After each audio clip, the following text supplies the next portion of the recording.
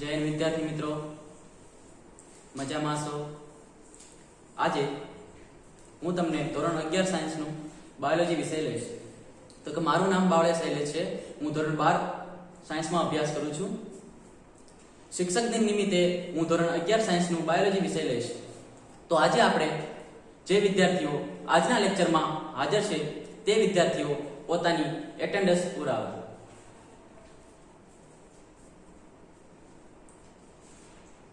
Okay વિદ્યાર્થી મિત્રો, આજે આપણે બાયોલોજી વિષયમાં તો કે બાયોલોજી વિષયમાં આપણે આજે ચેપ્ટર નંબર 4 તો કે પ્રાણી સૃષ્ટિ. તો આપણે ચેપ્ટર નંબર 4 નો અભ્યાસ કરીશું. તો કે પ્રકરણ 4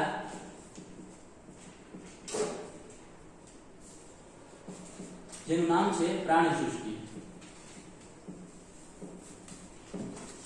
તો વિદ્યાર્થી મિત્રો, આપણે પહેલા એક ખ્યાલ મેળવીએ કે પ્રાણી સૃષ્ટિ એટલે શું. તો કે પ્રાણી સૃષ્ટિ એટલે કે આપણી આસપાસ ઘણા પ્રકારના પ્રાણીઓ રહે છે. તે અલગ અલગ જાતિ અને અલગ અલગ પ્રજાતિઓમાં વિભાજિત કરવામાં આવેલા છે. તો આપણે પૃથ્વી ઉપર અસંખ્ય પ્રમાણમાં પ્રાણીઓ જોવા મળે છે. તે પ્રાણીઓને તેમના આકાર, કદ અને રચનાની દ્રષ્ટિએ અલગ અલગ વિભાગમાં પાડવામાં આવ્યા છે. તો આપણે આજ પ્રાણી સૃષ્ટિમાં તે પ્રાણીઓનો અભ્યાસ કરવાનો છે.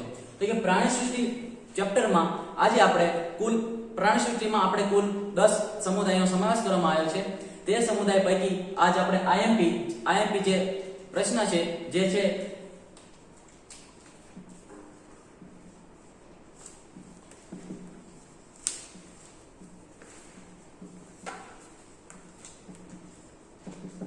તો કે બાયોલોજીમાં ચેપ્ટર 4 માં પ્રાણી સૃષ્ટિમાં જો આઈએમપી પ્રશ્ન હોય તો સંધિપાદ સમુદાય છે તેનો આજે આપણે અભ્યાસ કરીશું. તો કે સંધિપાદ સમુદાયનો અભ્યાસ કરતા આપણે શરૂઆત કરીએ તો કે તે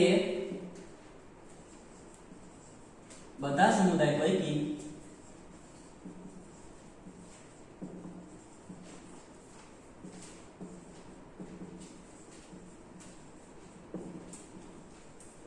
સૌથી મોટામાં મોટો સમુદાય ગણવામાં આવે છે. તો વિદ્યાર્થી મિત્રો, સંધિપાદ સમુદાય વિશેની આપણે માહિતી મેળવીએ તો કે સંધિપાદ સમુદાયો તે બધા સમુદાય પૈકી સૌથી મોટામાં મોટી ગણના કરવામાં આવે છે. તો આપણે અહીંથી જ આપણે એક પ્રશ્ન નીકળી શકે છે કે સંધિપાદ સમુદાય પ્રાણી સૃષ્ટિમાં સૌથી મોટામાં મોટા સમુદાયને કોને ગણવામાં આવે છે? તો આપણે વિદ્યાર્થી મિત્રો જવાબ આપી શકીએ કે સંધિપાદ સમુદાયને સૌથી મોટામાં મોટો ગણવામાં આવે છે. ત્યારબાદ પૃથ્વી પર નામકરણ પામેલ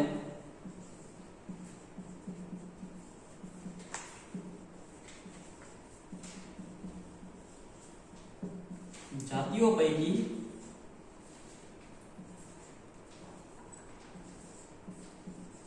by 3 ભાગ એટલે કે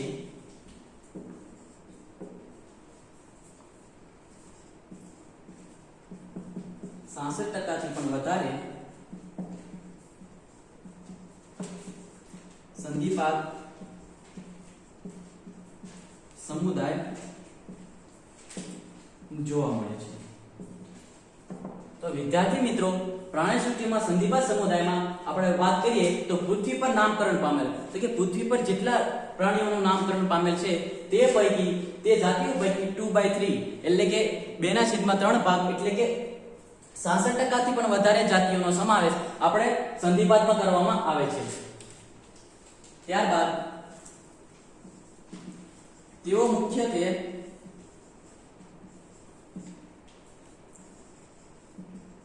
અંગતંત્ર સ્તરીય આયોજન ધરાવે છે. તો વિદ્યાર્થી મિત્રો, તમને એવો પ્રશ્ન થશે કે અંગતંત્ર સ્તરીય આયોજન એટલે શું?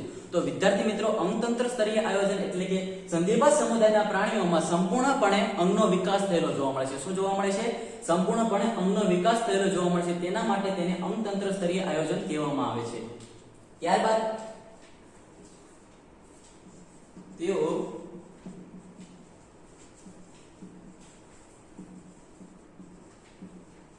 વિપાર્શ્વસમિતીય, વિગર્ભસ્તરીય,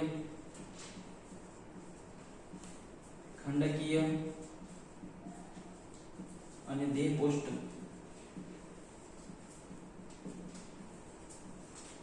ધારી જોવા મળે છે.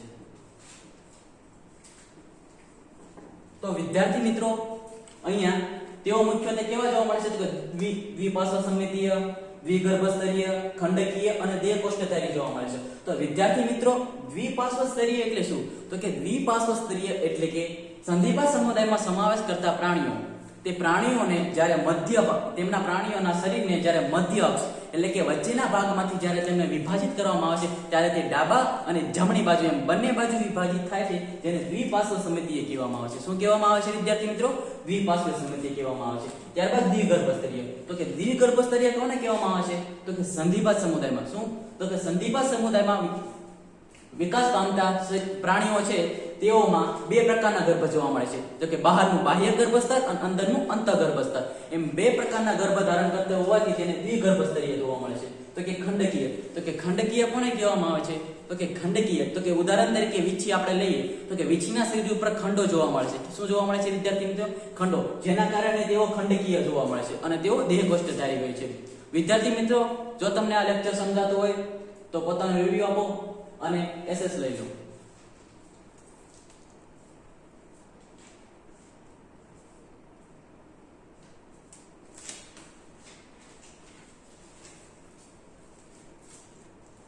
ઓકે વિદ્યાર્થી મિત્રો આગળ આપણે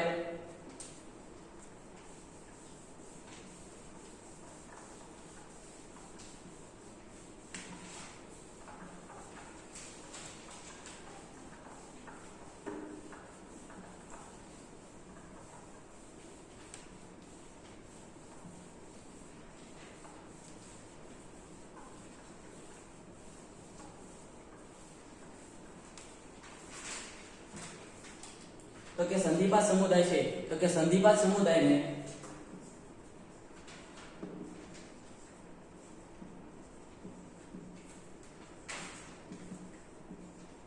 સંધિપાત સમુદાયના પ્રાણીઓ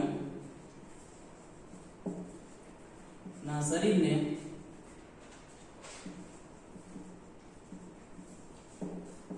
ત્રણ ભાગમાં વિભાજિત કરવામાં આવેલ છે.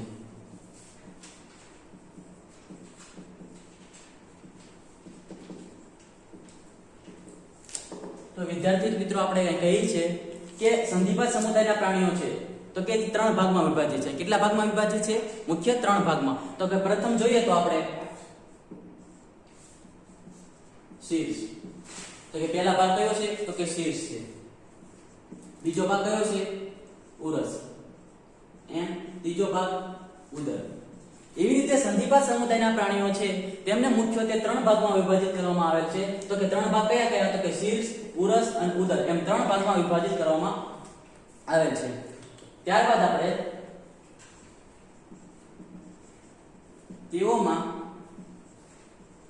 શ્વસનાંગ તરીકે ઝાલરો, ઝાલરપોથી, ફેફસાપોથી વગેરે જોવા મળે છે. તો વિદ્યાર્થી મિત્રો આપણે સંધિપાત સમુદાયની વાત કરીએ તો તેઓમાં શ્વસનાંગ એટલે કે તેઓ શ્વસન કેવી રીતે મેળવે છે તો કે શ્વસન કેના દ્વારા મેળવે છે તો કે સંધિપાત સમુદાયમાં તેઓ શ્વસનાંગ તરીકે આપણે જોવા જઈએ તો ઝાલરો, ઝાલરપોથી અને ફેફસાપોથી દ્વારા તેઓ શ્વસન મેળવે એટલે કે શ્વાસ લે છે. ત્યારબાદ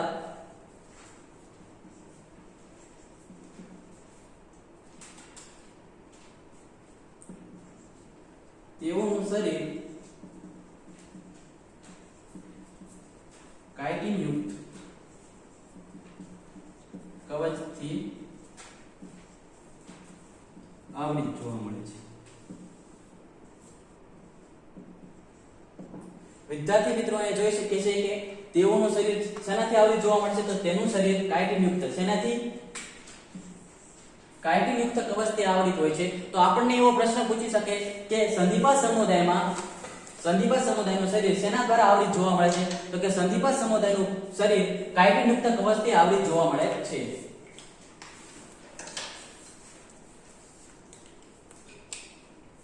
ઓકે વિદ્યાર્થી મિત્રો આનો એસએસ લઈ લો, સમજાતું હોય તો પોતાનો રિવ્યુ આપો.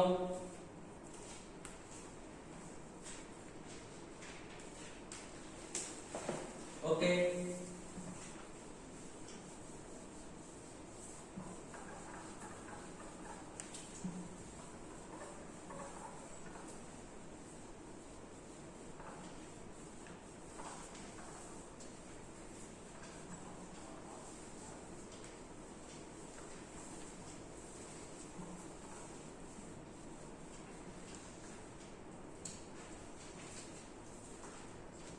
તો સંધિપા સમુદાયમાં આપણે આગળ વાત કરીએ તો તેઓમાં મુખ્યત્વે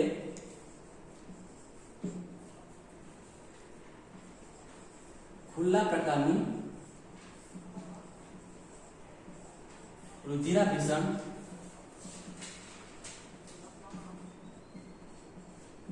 તંત્ર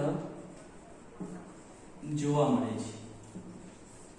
તો વિદ્યાર્થી મિત્રો તમને એવો પ્રશ્ન થતો હશે કે ખુલ્લા પ્રકારનું રુધિરાભિસરણ તંત્ર એટલે શું? તો વિદ્યાર્થી મિત્રો ખુલ્લા પ્રકારનું રુધિરાભિસરણ તંત્ર એટલે કે તેઓમાં રુધિર હૃદયની બહાર ધકેલાય. શું કરાય? તો કે સંધિબદ્ધ સમુદાયના પ્રાણીઓ છે તેઓમાં તેમનું રુધિર હૃદયની બહાર ધકેલાય છે અને તેમની કોષો અને તેમની પેશીઓ તરબોળ એટલે કે ડૂબેલા હોય છે. કેવા હોય છે? ડૂબેલા હોય છે.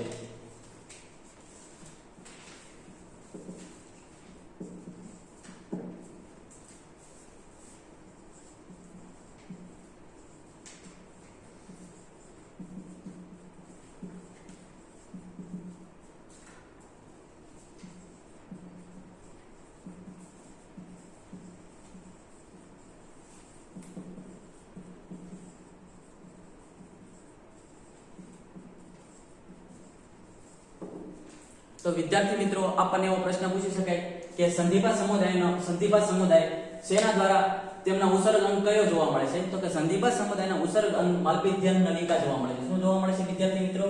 માલપિત્તીય નલિકા જોવા મળે છે. તો કે સંધિપા સમુદાયમાં ઉસર્ગ અંગ તરીકે શું જોવા મળે છે વિદ્યાર્થી મિત્રો? માલપિત્તીય નલિકા જોવા મળે છે.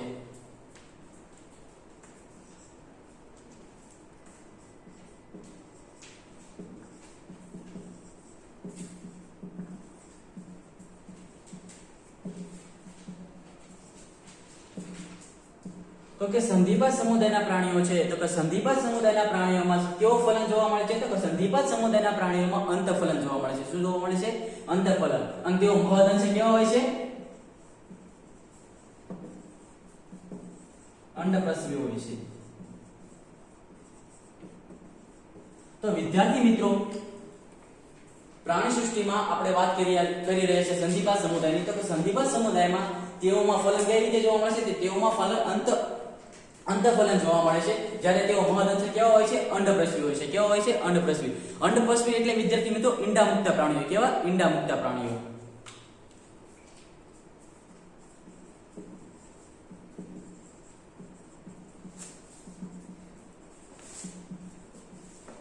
તો કે સંધિપાદના સમુદાયના પ્રાણીઓ છે તે એકલિંગી જોવા મળશે. કેવા જોવા મળશે વિદ્યાર્થી મિત્રો? એકલિંગી જોવા મળશે. કેવા જોવા મળશે?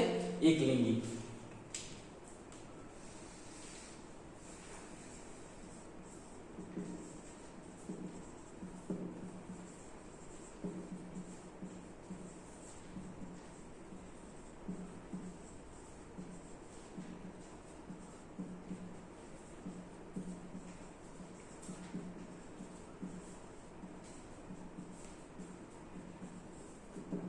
સંધિપાદ સમુદાયના પ્રાણીઓ છે તેઓમાં વિકાસ કેવી રીતે જોવા મળે છે વિદ્યાર્થી મિત્રો? તો કે સંધિપાદ સમુદાયના પ્રાણીઓ છે તેઓમાં પ્રત્યક્ષ અને પરોક્ષ રીતે વિકાસ જોવા મળે છે. તો વિદ્યાર્થી મિત્રો તમને એવો પ્રશ્ન થતો હશે કે પ્રત્યક્ષ અને પરોક્ષ વિકાસ કોને કહેવામાં આવે છે? તો વિદ્યાર્થી મિત્રો પ્રત્યક્ષને આપણે સીધો વિકાસ પણ કહેવામાં આવે છે. તો કે પ્રત્યક્ષ વિકાસ એટલે શું? તો કે પ્રાણીઓમાં ઈંડા મૂક્યા બાદ તેમાં ઈંડામાંથી ઉત્પન્ન થતો જે સજીવ છે તે પિતૃ જેવો દેખાવ ધરાવે છે. કેવો દેખાવ ધરાવે છે વિદ્યાર્થી મિત્રો?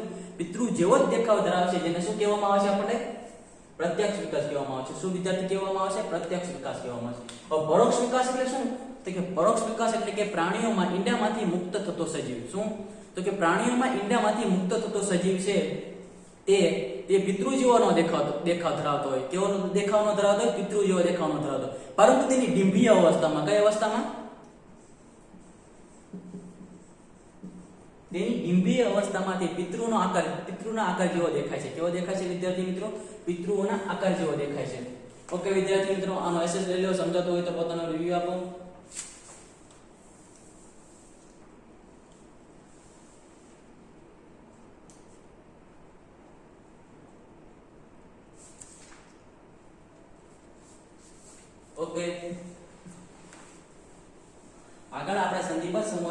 સમાવેશ થતા ઉદાહરણની વાત કરીએ.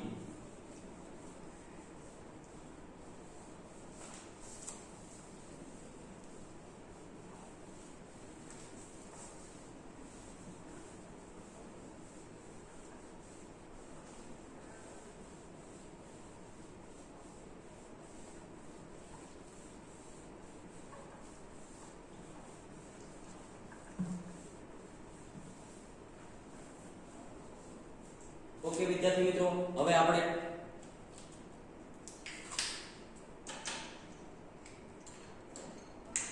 સંધિપાદ સમુદાયમાં ઉપયોગી ઉદાહરણોની વાત કરીએ. તો કે ઉદાહરણોમાં જોવા જઈએ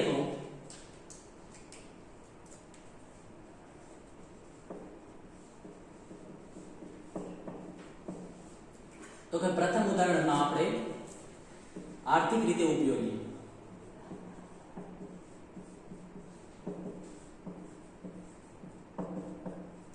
તો વિદ્યાર્થી મિત્રો, સંધિપાદ સમુદાયમાં આપણને આર્થિક રીતે કઈ કઈ ઉપયોગી પ્રાણીઓ છે તેના વિશે આપણે અભ્યાસ કરીએ.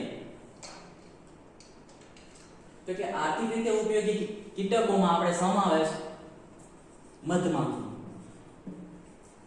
તો કે મધમાખીને શા માટે આર્થિક રીતે ઉપયોગી કહેવામાં આવે છે?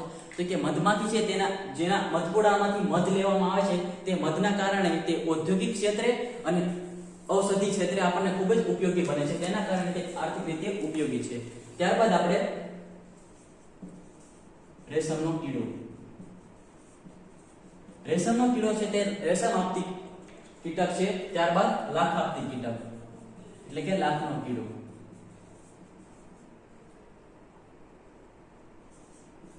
લાખનો કીડો છે તે લાખ આપે છે. ત્યારબાદ વાહકો.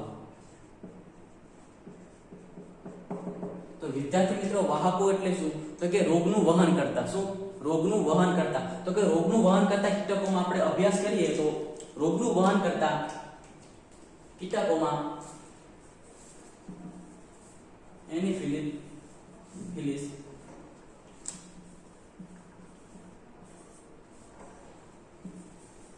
એડિસ વગેરે મચ્છરો. તો કે વાહકો એટલે કે રોગનું વહન કરતા કીટકોમાં આપણે વાત કરીએ તો એનાફિલિસ. તો કે એનાફિલિસ માદા મચ્છર છે જેના કારણે તેઓ એનાફિલિસ માદા મચ્છર છે જેના કરડવાથી મનુષ્યને મેલેરિયા નામનો રોગ થાય છે. ઓકે, એડિસ વગેરે મચ્છરો જે વાહકો તરીકે ઓળખવામાં આવે છે. શું ઓળખવામાં આવે છે? વાહકો એટલે કે રોગનું વહન કરતા. શેનું? રોગનું વહન કરતા. તો કે રોગનું વહન કરતામાં શું આવે છે? એનોફિલિસ. તો કે એનોફિલિસ માદા મચ્છર છે જે મનુષ્યને કરડવાથી તે મેલેરિયા નામનો રોગ થાય છે. ત્યારબાદ આપણે એડિસ.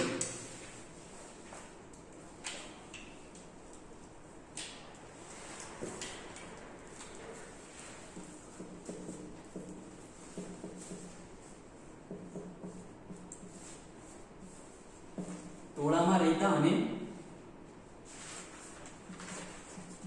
પાક માટે નુકસાનકારક. તો વિદ્યાર્થી મિત્રો, અહીંયા આપણે સંધિપાદ સમુદાયમાં ઉદાહરણમાં આપણે ટોળામાં રહેતા અને પાક માટે કયા કયા પ્રાણીઓ નુકસાનકારક છે તેનો આપણે અભ્યાસ કરીએ. તો કે ટોળામાં રહેતા અને પાક માટે નુકસાનકારક. તો કે ટોળામાં રહેતા અને પાક માટે નુકસાનકારક તીડમાં કોણ આવે? તો કે તીડ. કોણ આવે? તીડ. જે પાક માટે કેવું હોય છે? નુકસાનકારક હોય છે.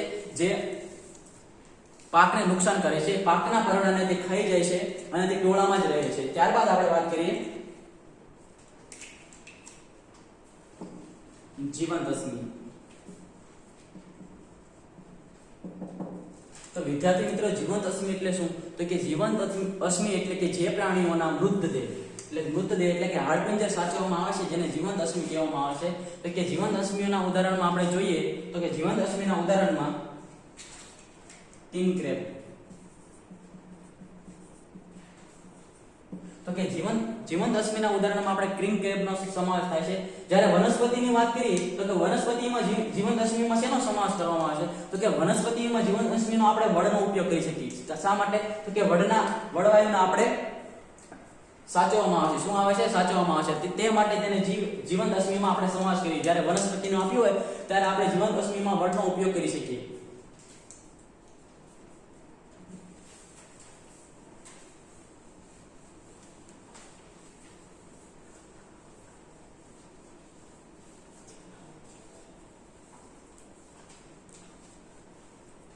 ઓકે વિદ્યાર્થી મિત્રો, આપણો આ સમુદાય પૂરો થઈ ગયો છે.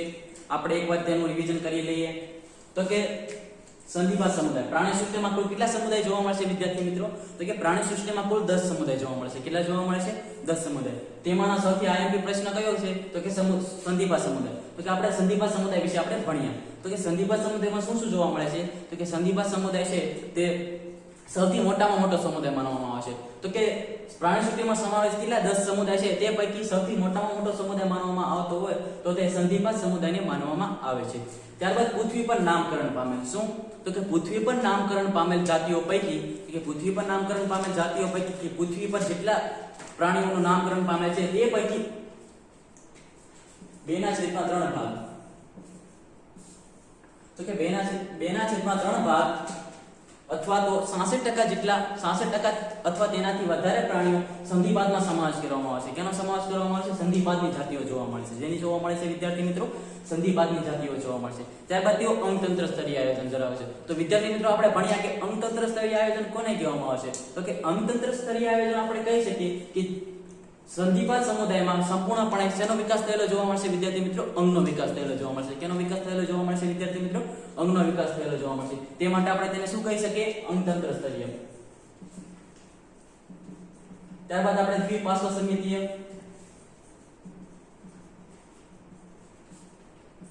તો વિદ્યાર્થી મિત્રો દ્વિપાર્શ્વ સમિતિ એટલે શું? તો કે દ્વિપાર્શ્વ સમિતિ એટલે કે સંધિપાદ સમુદાયમાં સમાવેશ થતા પ્રાણીઓ છે. તો કે સંધિપાદ સમુદાયમાં સમાવેશ થતા પ્રાણીઓ તેમના મધ્ય અક્ષમાંથી, શેનામાંથી? મધ્ય અક્ષમાંથી જ્યારે આપણે વિભાજિત કરવામાં આવે ત્યારે તે ડાબી અને જમણી એમ બંને ભાગમાં વિભાજિત થાય છે, જેને આપણે દ્વિપાર્શ્વ સમિતિ કહી શકીએ. ત્યારબાદ આપણે દ્વિગર્ભ સ્તરીય.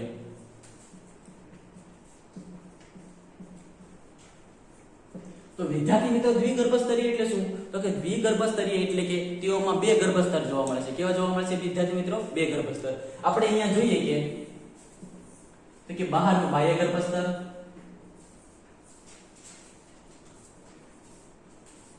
અને અંદરનું અંતઃ ગર્ભસ્તર. તો આપણે કહી શકીએ કે દ્વિગર્ભ સ્તરીય કોને કહેવામાં આવે છે? તો કે દ્વિગર્ભ સ્તરીય એટલે કે બહારનું જે બાહ્ય ગર્ભસ્તર છે અને અંદરનું અંતઃ ગર્ભસ્તર એ બંને પ્રકારના ગર્ભસ્તર હોવાના કારણે તેઓને દ્વિગર્ભ સ્તરીય કહેવામાં આવે છે. શું વિદ્યાર્થી મિત્ર કહેવામાં આવે છે? દ્વિગર્ભ સ્તરીય આયોજન કહેવામાં આવે છે. ત્યારબાદ તેઓ સાંધાવાળા ઉપાંગો ધરાવે છે. શું ધરાવે છે વિદ્યાર્થી મિત્રો? સાંધાવાળા ઉપાંગો ધરાવે છે. તેઓ ખંડકીય હોય છે. કેવા હોય છે વિદ્યાર્થી મિત્રો? ખંડકીય ધ્યેયકોષ્ઠ ધરાવે છે. ત્યારબાદ તેઓમાં ખુલ્લા પ્રકારનું રુધિરાભિસરણ તંત્ર જોવા મળે છે વિદ્યાર્થી મિત્રો. ખુલ્લા પ્રકારનું. તો કે ખુલ્લા પ્રકારનું રુધિરાભિસરણ તંત્ર એટલે શું? તો કે ખુલ્લા પ્રકારનું રુધિરાભિસરણ તંત્ર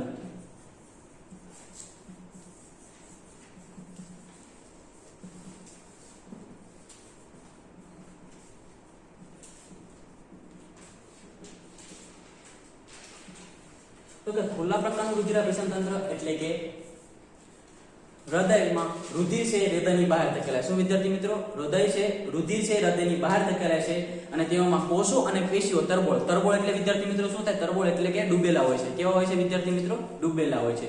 ત્યારબાદ તેઓનું શરીર શેનાથી આવૃત હોય છે વિદ્યાર્થી મિત્રો? તો કે તેઓનું શરીર કાયટીનયુક્ત કવચથી આવૃત હોય છે. તો કે સંધિપાદ સમુદાયની વાત કરીએ તો તેઓનું શરીર કેનાથી આવૃત હોય છે? કાયટીનયુક્ત કવચથી આવૃત હોય છે. તો વિદ્યાર્થી મિત્રો સંધિપાદ સમુદાયમાં સમાવેશ પ્રાણીઓ છે તેમનું શરીર શેનાથી આવૃત હોય છે વિદ્યાર્થી મિત્રો? તો તેમનું શરીર કાયટીનયુક્ત કવચથી આવૃત હોય છે. શેનાથી આવૃત હોય છે? કાયટીનયુક્ત કવચથી આવૃત હોય છે. તેઓ શ્વસન કેવી રીતે મેળવે છે? તો કે તેઓ શ્વસન ઝાલરફાટો, ઝાલરો અને ફેફસાપોથી દ્વારા મેળવે છે. શેનાથી મેળવે છે? ઝાલરો, ઝાલરફોથી અને ફેફસા દ્વારા મેળવે છે. ત્યારબાદ તેઓ એકલિંગી હોય છે. તેઓમાં મહદઅંશે અંડપ્રસવી એટલે કે ઈંડામુક્ત પ્રાણીઓ. તેઓ પ્રાણીઓ ઈંડામુક્ત પ્રાણીઓ. ત્યારબાદ તેઓમાં ફલન કેવી રીતે જોવા મળે છે? ત્યારબાદ તેઓમાં ફલન અંતઃફલન જોવા મળશે. કેવું જોવા મળે છે? અંતઃફલન. તેઓમાં ઉત્સર્ગ અંગ તરીકે શું જોવા મળે છે વિદ્યાર્થી મિત્રો? તો કે તેઓમાં ઉત્સર્ગ અંગ તરીકે શું જોવા મળે છે?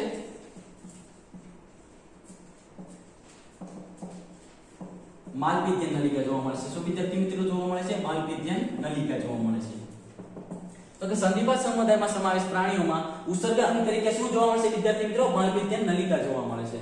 તેઓમાં પરોક્ષ અને પ્રત્યક્ષ વિકાસ થાય છે. તો પરોક્ષ અને પ્રત્યક્ષ વિકાસ એટલે શું? તો કે પ્રત્યક્ષ વિકાસ એટલે કે પ્રાણીઓમાં ઈંડામાંથી મુક્ત થતો સજીવ. તો કે પ્રાણીઓમાં ઈંડામાંથી મુક્ત થતો સજીવ તેના પિતૃઓ જેવો દેખાવ ધરાવે છે. તેના જેવો દેખાવ ધરાવે છે. તેના પિતૃઓ જેવો દેખાવ ધરાવવાના કારણે તેને પ્રત્યક્ષ વિકાસ કહેવામાં આવે છે. શું કહેવામાં આવે છે? પ્રત્યક્ષ વિકાસ. પરોક્ષ વિકાસ એટલે શું? તો કે પરોક્ષ વિકાસ એટલે કે પ્રાણીઓના ઈંડામાંથી મુક્ત થતો સજીવ, પ્રાણીઓના ઈંડામાંથી મુક્ત થતો સજીવ તેના પિતૃઓને ન મળતો આવે પરંતુ તેની ડિંભીય અવસ્થામાં. કઈ અવસ્થામાં વિદ્યાર્થી? તો કે ડિંભીય અવસ્થામાં. તો કે તેની ડિંભીય અવસ્થામાં તેના પિતૃઓ જેવો દેખાવ ધરાવે. કેવો દેખાવ ધરાવે વિદ્યાર્થી મિત્રો? તેના પિતૃઓ જેવો દેખાવ ધરાવે, જેના કારણે તેને કેવો વિકાસ કહેવામાં આવે છે? પરોક્ષ વિકાસ કહેવામાં આવે છે. ત્યારબાદ તેઓના શરીરને મુખ્ય 3 ભાગમાં વિભાજિત કરવામાં આવે છે. કેટલા ભાગમાં વિભાજિત કરવામાં આવે છે? 3 ભાગમાં. તો કે પ્રથમ તો શીર્ષ, બીજું ઉરસ અને ત્રીજું ત્રણ, એમ 3 ભાગમાં વિભાજિત કરવામાં આવે છે. ત્યારબાદ આપણે તેના ઉદાહરણો જોઈએ. શું જોઈએ વિદ્યાર્થી મિત્રો? ઉદાહરણ જોઈએ. તો કે ઉદાહરણમાં આપણે આર્થિક રીતે ઉપયોગી કીટકોનો વિચાર કરીએ તો આર્થિક રીતે ઉપયોગી કીટકોમાં શું કેનો સમાવેશ કરવામાં આવે છે વિદ્યાર્થી મિત્રો? તો કે આર્થિક રીતે ઉપયોગી કીટકોમાં મધમાખી, રેશમનો કીડો અને લાખનો કીડો, આ 3નો સમાવેશ કરવામાં આવે છે. ત્યારબાદ આપણે વાહકો એટલે કે રોગનું વહન કરતા પ્રાણીઓ. તો કે રોગનું વહન કરતા પ્રાણીઓમાં કોનો સમાવેશ કરવામાં આવે છે? તો કે રોગનું વહન કરતા પ્રાણીઓમાં એલાફિલિસ, એડિસ જેવા વસારોનો સમાવેશ કરવામાં આવે છે. તો આપણને ખબર છે એનાફિલિસ મચ્છર આપણને કેવી રીતે રોગકારક હોય છે? તો કે એનાફિલિસ મચ્છર છે તે મનુષ્યને કરડવાથી મેલેરિયા નામનો રોગ થાય છે. ત્યારબાદ આપણે ટોળામાં રહેતા અને પાક માટે નુકસાનકારક હોય તેની વાત કરીએ તો પાક માટે નુકસાનકારક હોય તેવા પ્રાણીઓમાં તીડનો સમાવેશ કરવામાં આવે છે. જેનો સમાવેશ કરવામાં આવે છે વિદ્યાર્થી મિત્રો? તીડનો સમાવેશ કરવામાં આવે છે. ત્યારબાદ જીવનદશમી. જીવનદશમી એટલે કે શું? તો કે જીવનદશમી એટલે કે જેના મૃતદેહનો સાચવવામાં આવે છે. શું સાચવવામાં આવે છે? મૃતદેહને સાચવવામાં આવે છે. તેમાં સમાવેશ કેનો થાય છે? તો કે કિંગ ક્રેબ. શેનો સમાવેશ થાય છે? King crab. જો આપણને વનસ્પતિનું પૂછવામાં આવે કે જીવનદશમી તરીકે વનસ્પતિમાં શેનો સમાવેશ કરવામાં આવે છે? તો કે જીવનદશમીમાં વનસ્પતિ તરીકે આપણને શેનો? વડનો સમાવેશ કરવામાં આવે છે. શેનો સમાવેશ કરવામાં આવે છે વિદ્યાર્થી મિત્રો? વડનો સમાવેશ કરવામાં આવે છે. ઓકે વિદ્યાર્થી મિત્રો, હવે આપણે એક તફાવત લઈએ.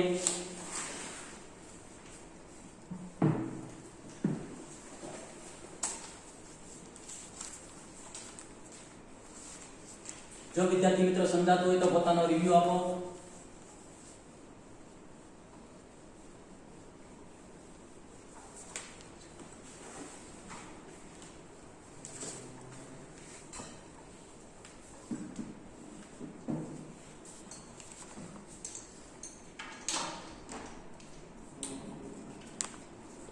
ઓકે, તો આપણે આજે તફાવત જોઈએ તો કે મેરુદંડી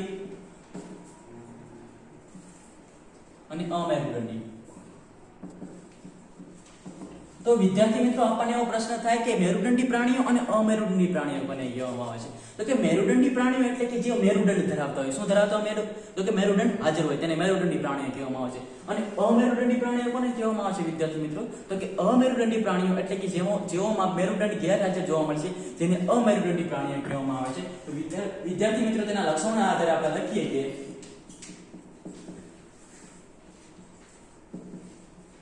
મેરુદંડ હાજર. તો કે મેરુદંડ હાજર એટલે આપણે તેને શું કહી શકીએ? મેરુદંડી કહી શકીએ. ત્યારબાદ મેરુદંડ ગેરહાજર. તો કે મેરુદંડ ગેરહાજર એટલે આપણે શું કહી શકીએ? અમેરુદંડી પ્રાણીઓ કહી શકીએ. ત્યારબાદ તેઓનું પાચન માર્ગ. તો કે મેરુદંડી પ્રાણીઓનું પાચન માર્ગ કઈ રીતે આવેલું હોય છે? તો કે મેરુદંડી પ્રાણીઓનું પાચન માર્ગ ચેતારજ્જુની વક્ષ બાજુએ આવેલું હોય છે.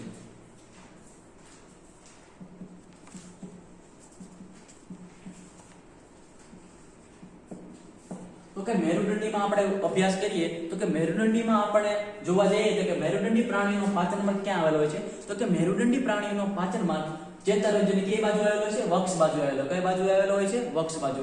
તો આપણે અમેરુદંડીમાં જોઈએ તો કે અમેરુદંડીમાં તેઓનો પાચન માર્ગ ક્યાં આવેલો છે? તો કે અમેરુદંડી પ્રાણીનો પાચન માર્ગ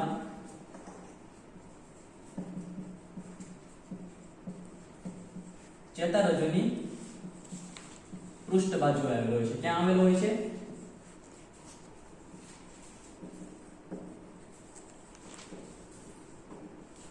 તો કે મેરુદંડીમાં આપણે પાચનમાં જોઈએ તો મેરુદંડી પાચનમાં ક્યાં આવે છે તો કે ચેતારંધ્રની વક્ષ બાજુ આવે છે, જ્યારે અમેરુદંડી પ્રાણીઓમાં પાચનમાં ક્યાં આવે છે તો કે અમેરુદંડી પ્રાણીમાં ચેતારંધ્રની પૃષ્ઠ બાજુ આવે છે, જ્યારે મેરુદંડીમાં આપણે જોવા જઈએ તો વક્ષ બાજુએ અને અમેરુદંડીમાં પૃષ્ઠ બાજુએ જોવા મળે છે. ત્યારબાદ આપણે જોઈએ તો કે ઝાલર ફાટો.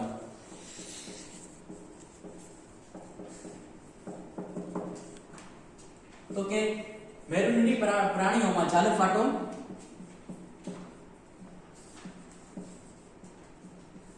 હાજર. તો કે મેરુદંડી પ્રાણીઓ છે તો તેઓમાં ઝાલર ફાટો હાજર હોય છે, પણ ક્યારે હાજર હોય છે તો કે અમુક તબક્કા દરમિયાન. ક્યારે તો કે અમુક તબક્કા દરમિયાન જ.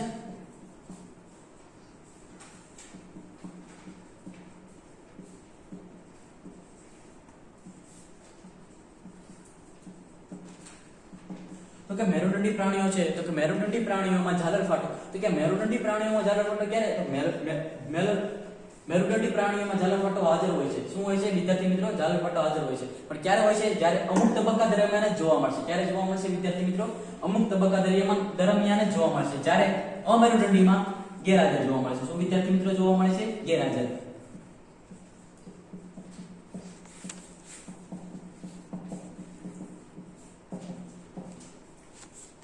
ઓકે વિદ્યાર્થી મિત્રો, એસએસ લઈ લેવાનું.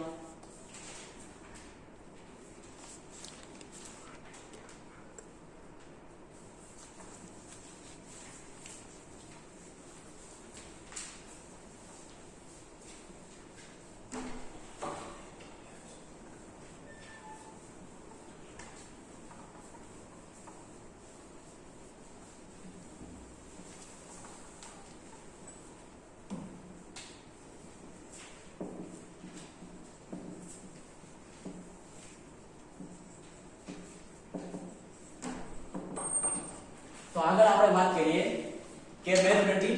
તો કે મેરુદંડીમાં હૃદય. તો કે મેરુદંડી પ્રાણીઓ છે તેઓમાં હૃદય ક્યાં જોવા મળે છે તો કે મેરુદંડી પ્રાણીઓ છે તેઓમાં હૃદય વક્ષ બાજુ જોવા મળે છે. ક્યાં જોવા મળે છે વિદ્યાર્થી મિત્રો? શરીરમાં વક્ષ બાજુ જોવા મળે છે.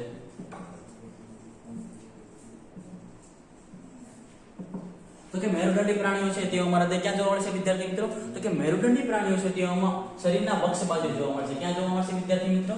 શરીરના વક્ષ બાજુ. જ્યારે અમેરુદંડીમાં હૃદય પૃષ્ઠ બાજુ જોવા મળે છે. ક્યાં વિદ્યાર્થી મિત્રો જોવા મળે છે? પૃષ્ઠ બાજુએ. તો કે મેરુદંડી પ્રાણીઓમાં શરીરના વક્ષ બાજુએ હૃદય જોવા મળે છે, જ્યારે અમેરુદંડીમાં આપણે જોઈએ તો કે પૃષ્ઠ બાજુએ જોવા મળે છે. ત્યારબાદ આપણે રુધિરાભિસરણ તંત્ર.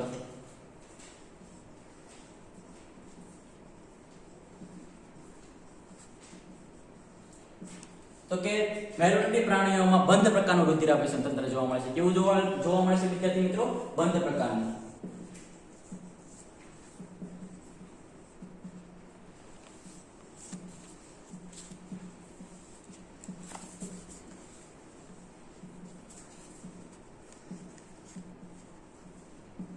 તો કે મેરુદંડીની વાત કરીએ તો મેરુદંડીમાં આપણે રુધિરાભિસરણ તંત્રનો અભ્યાસ કરીએ તો કે મેરુદંડી પ્રાણીઓમાં રુધિરાભિસરણ ક્યાં જોવા મળશે તો કે રુધિરાભિસરણ તંત્ર ક્યાં જોવા મળશે વિદ્યાર્થી? કેવું જોવા મળશે તો કે રુધિરાભિસરણ તંત્ર બંધ પ્રકારનું જોવા મળશે. કેવું જોવા મળે છે?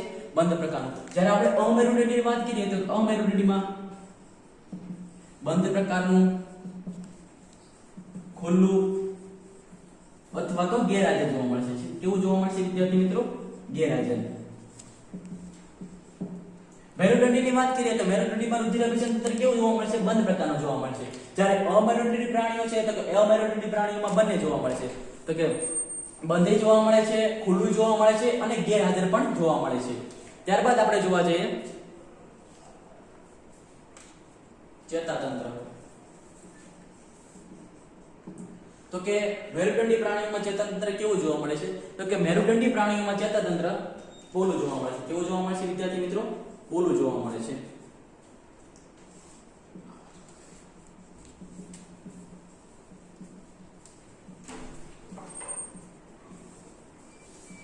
તો વિદ્યાર્થી મિત્રો અહીંયા વાત કરીએ કે મેરુદંડી. તો કે મેરુદંડી પ્રાણીઓ છે, મેરુદંડી પ્રાણીઓમાં ચેતાતંત્ર કેવું જોવા મળશે વિદ્યાર્થી મિત્રો? તો કે મેરુદંડી પ્રાણીઓમાં ચેતાતંત્ર કેવું જોવા મળશે વિદ્યાર્થી મિત્રો? પોલું જોવા મળશે. કેવું જોવા મળશે વિદ્યાર્થી મિત્રો?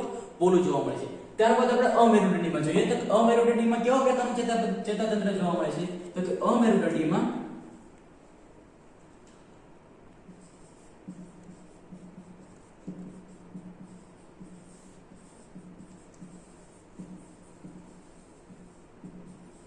તો કે અમેરુદંડી પ્રાણીઓમાં ચેતાતંત્રની વાત કરીએ તો અમેરુદંડી પ્રાણીઓમાં ચેતાતંત્ર કેવું જોવા મળે છે વિદ્યાર્થી મિત્રો? નક્કર જોવા મળે છે. જ્યારે આપણે મેરુદંડીની વાત કરીએ તો મેરુદંડીમાં આપણને કેવું જોવા મળે છે? પોલું જોવા મળે છે. ત્યારબાદ આપણે વાત કરીએ રુધિરનું તાપમાન.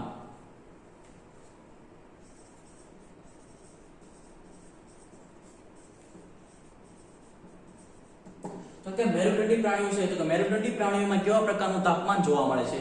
તો કે તેનું રુધિરનું તાપમાન કેવું જોવા મળે છે તેનો આપણે અભ્યાસ કરીએ. તો કે મેરુદંડી પ્રાણીઓ છે તો તેના રુધિરનું તાપમાન શીત અને ઉષ્ણ જોવા મળે છે. કેવું જોવા મળે છે? શીત અને ઉષ્ણ જોવા મળે છે. તો કે મેરુદંડી પ્રાણીઓ છે તો કે મેરુદંડી પ્રાણીઓમાં રુધિરનું તાપમાન કેવું જોવા મળે છે વિદ્યાર્થી મિત્રો? તો કે મેરુદંડી પ્રાણીઓ છે તેઓનું તાપમાન શીત અને કેવું જોવા મળે છે વિદ્યાર્થી મિત્રો? ઉષ્ણ જોવા મળે છે. કેવું જોવા મળે છે? ઉષ્ણ. જ્યારે અમેરુદંડીની વાત કરીએ તો કે અમેરુદંડી પ્રાણીઓમાં કેવું જોવા મળે છે રુધિરનું તાપમાન? તો કે અમેરુદંડી પ્રાણીઓમાં શીત જોવા મળે છે. કેવું જોવા મળે છે વિદ્યાર્થી મિત્રો? શીત જોવા મળે છે. કે મેરુદંડીમાં આપણને કેવું જોવા મળે છે વિદ્યાર્થી મિત્રો રુધિરનું તાપમાન? તો કે શીત અને ઉષ્ણ બંને જોવા મળે છે. જ્યારે અમેરુદંડી પ્રાણીઓમાં આપણને કેવું જોવા મળે છે? શીત જોવા મળે છે. ત્યારબાદ આપણે ચેતારજ્જુની વાત કરીએ.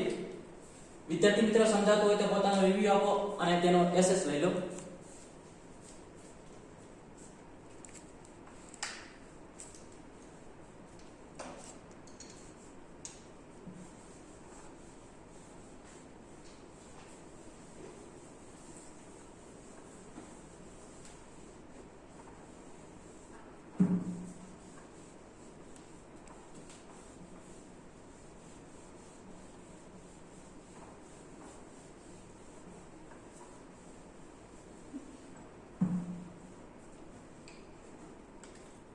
ઓકે વિદ્યાર્થી મિત્રો ચેતારજ્જુની વાત કરીએ.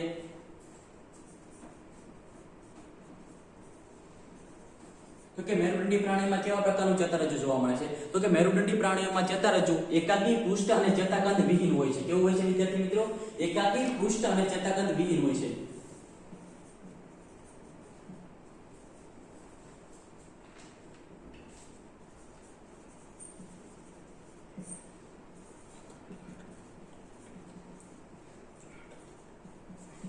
તો વિદ્યાર્થી મિત્રો મેરુદંડની વાત કરીએ તો કે મેરુદંડી પ્રાણીઓમાં ચેતારજ્જુ કેવું જોવા મળશે? તો કે મેરુદંડી પ્રાણીઓમાં ચેતારજ્જુ એકાકી કેવું જોવા મળશે? એકાકી પૃષ્ઠ અને ચેતાકંદ વિહીન જોવા મળશે. કેવું જોવા મળશે વિદ્યાર્થી મિત્રો?